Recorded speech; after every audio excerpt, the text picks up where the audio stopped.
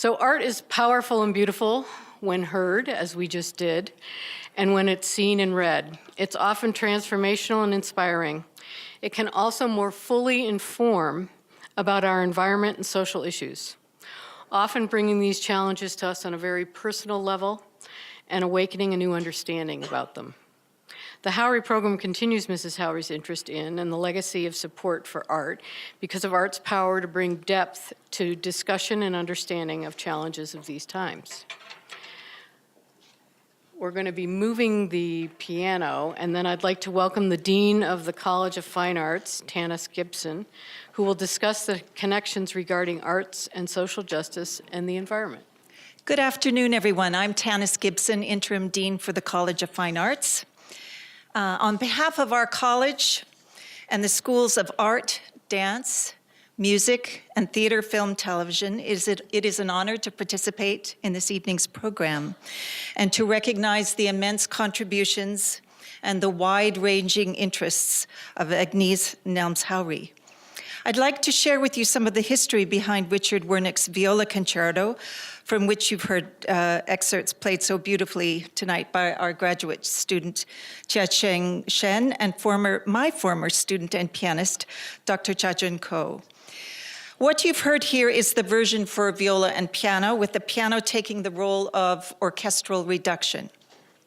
The world premiere performances of this concerto took place in 1987 at Vassar and Bard Colleges.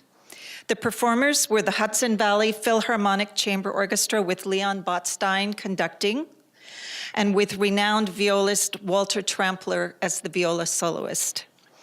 The distinguished composer, Richard Wernick, had that year been the recipient of the Kennedy Center Friedheim Award, and about 10 years earlier, he had won the Pulitzer Prize for Music. I am struck, first of all, by the outstanding collection of musicians we have here. All of these musicians came together in an elaborate partnership of artists of the highest standing. And it's, of course, no surprise to any of us here that none of that would have been possible without the active involvement of Mrs. Haury, who was responsible for the commissioning and whose ANL Foundation provided the funding to support the genesis of this project. Hers was an integral contribution to the creation of a new artistic work that would advance contemporary music into future generations, exactly as we've just witnessed by this performance today. As part of preparing this talk, I had the privilege of combing through Mrs. Haury's letters that pertain to the writing of the viola concerto. You have one of them here in your program. Specifically, I was looking at the correspondence with the conductor, Leon Botstein, and the composer, as well as newspaper clippings of concert reviews and recordings from, accounts from major East Coast newspapers. And so what I'd like to do is just take a few moments to share with you how the commissioning came about. Agnese Helms Haury enjoyed several years as a donor supporter of the Hudson Valley Philharmonic Chamber Orchestra. She attended their concerts and she was interested in the music they performed and programmed. She traveled to Russia as part of the orchestra's donor group to tour the country and to hear music. She seemed in particular to engage in a lively correspondence with the orchestra's conductor, Leon Botstein. This is part of what you're seeing on your program. A letter to Leon Botstein. Many of you here will know his name and reputation as a change maker. He is the long-standing president of Bard College in upstate New York, and he's been there since 1975. He went there in his mid-20s, I believe. He's known for his scholarly contributions and his visionary work and thinking in education.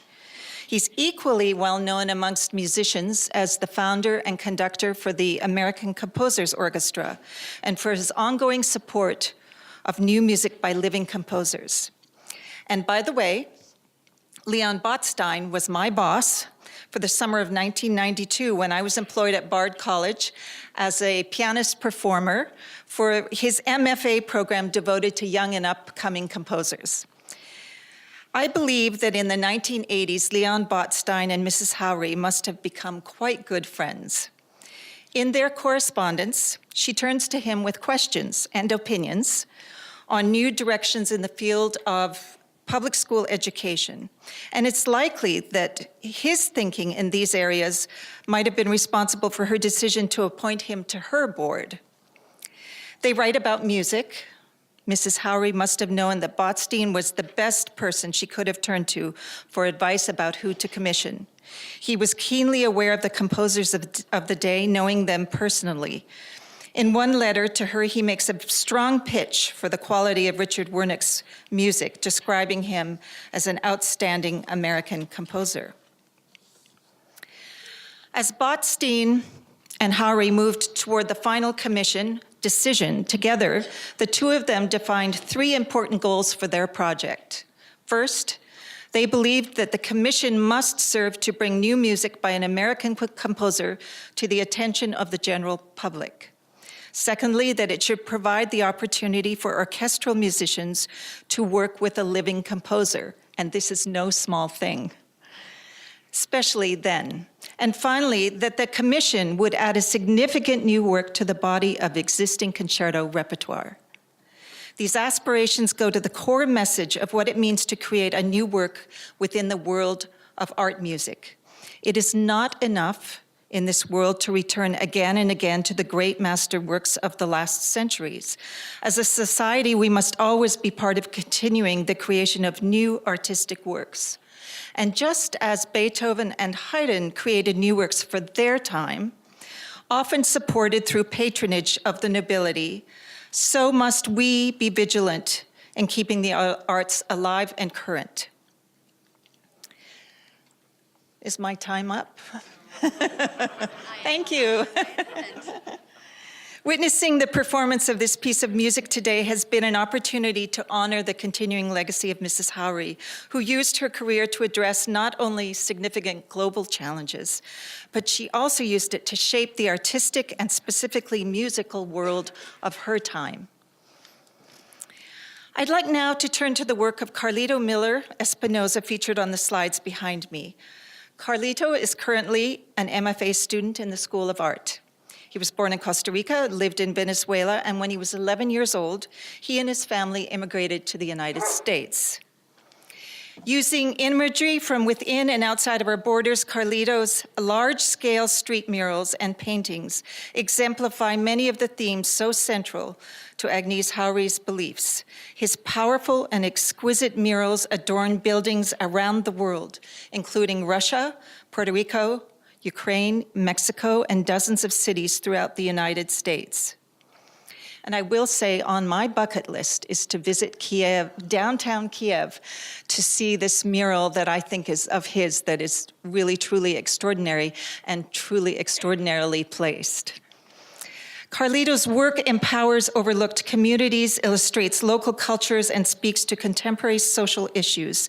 Many of his projects focus on humanity's relationship to the environment and how understanding one's surroundings and rediscovering nature can be mind-opening and spiritually healing. So we have here a piece of his deferred action, and I'd like to include some of Carlito's commentary on this piece. But first, I'd like to ask him to stand and be recognized so you can all meet him.